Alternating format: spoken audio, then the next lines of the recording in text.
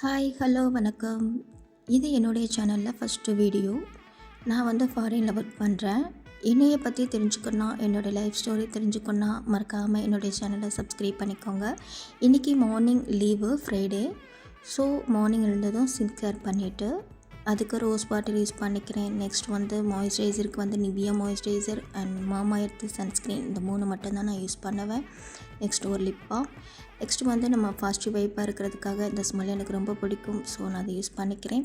Next வந்து ஒரு காஃபிக்கு வந்து நான் ரெடிமேட் காஃபி பவுடர் தான் நான் யூஸ் பண்ணுவேன். நார்மலாக ஹாட் வாட்டரை வந்து இதில் மிக்ஸ் பண்ணிக்கலாம். காஃபி வந்து டேஸ்ட் வைஸ் நல்லாயிருக்கும்.